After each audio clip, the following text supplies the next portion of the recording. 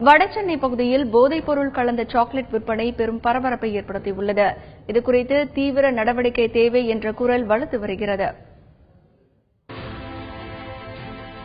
கடந்த வாரம் தண்டையார்பேட்டையில் உள்ள ஒரு பெட்டிக்கடையில் சாக்லேட் வாங்கி சாப்பிட்ட பள்ளி மாணவன் பரத்குமார் இன்று உயிர் பிழைத்ததே அதிசயம் என்கிறார்கள்.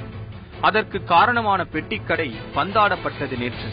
ஊரே அந்த கடையை அகற்ற போராடிய நேரத்தில் கடையின் உரிமையாளர் சுரேஷின் மனைவி அதை மறுக்கவே செய்தார். எப்படி பாக் சாப்பிட்டீங்களா? கொஞ்சம் மயக்கமா வந்துச்சு. அத மாதிரி இருக்கும். இது ஒண்ணுமே இல்ல. நீ எங்க டாக்டர் கிட்ட விசாரிச்சு பண்ணீங்க. இதெல்லாம் இருக்கு, கிலோமீட்டர் இருக்கு. இது ஒண்ணுமே இல்ல. இது எந்த ஏரியால தயாரிக்கிறாங்க? எல்லா பீகார்ல, ராஜஸ்தான் எல்லாம் நம்ம ஊர்ல அதை தயார் பண்ணோம். இருக்கும், போதை இருக்கும். அதை சாப்பிட்டேன்னா அத சின்ன பசங்க போறதே இல்ல, பெரிய ஆளுக்கே இருக்கும்.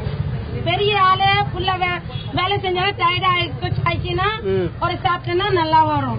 அதை ஏன் ஸ்டூடெண்ட் கொடுத்தீங்கன்னு கேக்குறேன். யாரு ஸ்டூடெண்ட் கொடுத்தீங்கன்னா குறுக்கேலியே ஸ்டூடெண்ட் இங்க வாங்கலையே. தண்டையார்பேட்டை மாநகராட்சி மேல்நிலைப் பள்ளியில் 9ஆம் வகுப்பு படிக்கும் பரத்குமார் என்ற மாணவன் மரணத்தின் எல்லை வரை சென்று திரும்பியதற்கு தாங்கள் காரணமில்லை என மறுக்கும் சுரேஷின் மனைவி அந்த போதை சாக்லேட்டின் ரகசியம் பற்றி பலவாறு பேசியது அங்கிருப்பவர்களை அதிர்ச்சிக்கு ஆளாக்கியது.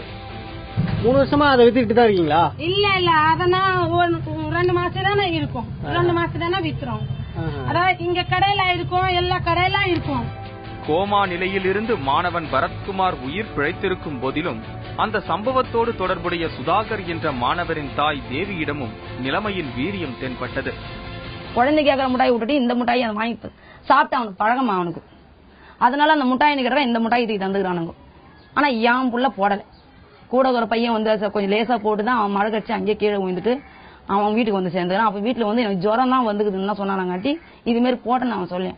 அவன் போட்டது வந்து இவன் பெரிய நிறைய மாத்திரை போட்டவனுக்கு தான் 3 வாட்டர் பாக்கெட்டு தள்ள அப்படியே ஊத்திக்கணும். அவனால முடியாத ஒரு வாட்டர் கேன் ஃபுல்லா குடிச்சிட்டு அவன் போய் அட்மிட் ஆகினான். ஏன்னா ஒரு ஜாங்கிரி மாதிரி அந்த பொருள் அங்க இருக்கும். அது நாங்க கேட்போம். அந்த பொருள் அங்கதான் மத்தவங்க சொல்றாரு வந்து இது மாதிரிமா அந்த கடை சாத்தி வச்சுக்குது, எதனால சாத்திச்சுன்னா இது மாதிரி கதைன்னு சொன்னோடனே உனக்கு எப்படி தெரிஞ்சா இருக்கிறவங்க சொன்னாங்க. அப்பதான் எனக்கு தெரிஞ்சு. சமூகத்தை கெட்டொழிக்கவே சில அசாதாரண சக்திகள் ஊருக்குள் உலவிக் கொண்டிருக்கிறது. பள்ளி மாணவர்கள், கல்லூரி மாணவர்கள் என யாரையும் அது விட்டு வைப்பதில்லை. தந்தி டிவி செய்திகளுக்காக ஒளிப்பதிவாளர் மகேஷ் வடிவேலுவுடன் கோ அன்புகுமார்.